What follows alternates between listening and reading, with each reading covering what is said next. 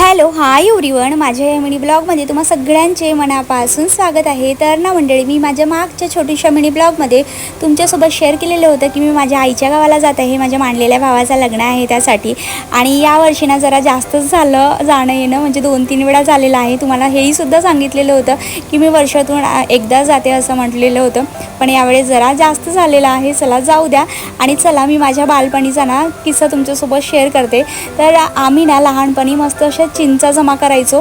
So तोच किस्सा मला आठवलेला, म्हटलं चला तुमच्यासोबत सुद्धा शेअर करावं। घरामध्ये चिंचा पडलेल्या होत्या, मी म्हटलं चला आईला आपण ना गोला बनवूया। आणि आईला हे सुद्धा सांगत होती, आई मी लहानपणी ना बघ किती छान असा गोला वगैरे तयार करायची। आणि माझ्या मुलाला आणि माझ्या काकाच्या मुलीला, माझ्या बहिणीला सुद्धा सांगत होती की आम्ही मस्त असं चिंचा वगैरे जमा करायचं सगळ्या मैत्रिणी।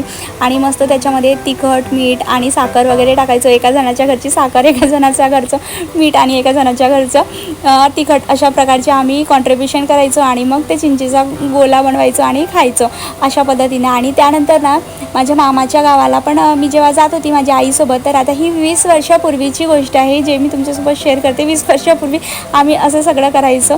आणि त्याच्यानंतर ना माझ्या मामाच्या गावाला जायचो ना, तर मस्त तिथे चिंचा वगैरे फोडायला जात होते माझे घराच्या बाजूलाच। तर तेव्हा चिंचा वगैरे विकायचे फोडलेल्या, तर त्याचे 1-2 रुपये भेटायचं। तर आम्ही ना ते चिंच फोडायला जायचे माझ्या आईसोबत, आणि ना त्याच्यामधून 1-2 रुपये भेटायचं। तर ते सुद्धा ना किती म्हणजे अशा लक्षात येतात त्या, म्हणजे जशा काही आपल्याला म्हणजे त्या आठवणी आठवल्यानंतर ते एकदम डोळे भरूनही येतात। आणि एकदम त्या आठवणी पण अशा एकदम ताज्या तवाण्या झाल्यासारख्या वाटतात। नंतर नाही ते मी म्हटलं चला मस्त आपण ना छान गोला बनवूया आणि मुलाला सुद्धा शेअर करूया। आणि त्याला पण थोडंसं म्हटलं दाखवूया की कशा प्रकारची कँडी लागते। तर आणि मस्त अशी ना त्याला कँडी बनवून दिलेली होती। म्हटलंच बाबू तू पण एन्जॉय करून बघ, हे तुझ्या आईच्या बालपणीचे हे किस्से आहेत की अशा प्रकारचे मस्त अशी ती एन्जॉय करायची।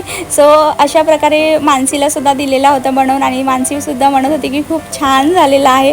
आणि त्या चिंचोळ्याचं आम्ही काय करायचं माहिती आहे का, ते भाजायचो आणि ते सुद्धा खायचो आणि चौवाष्टसुद्धा खेळायचो। सो मंडळी, तुम्हीसुद्धा अशाच प्रकारचा चिंचेचा गोला बनवून खाल्लेला आहे का, ते कमेंटमधून नक्की कळवा। आणि म्हणतात ना, गेले ते दिवस राहिल्या त्या आठवणी। चला मंडळी, इथेच व्हिडिओचा एंड करते। बाय।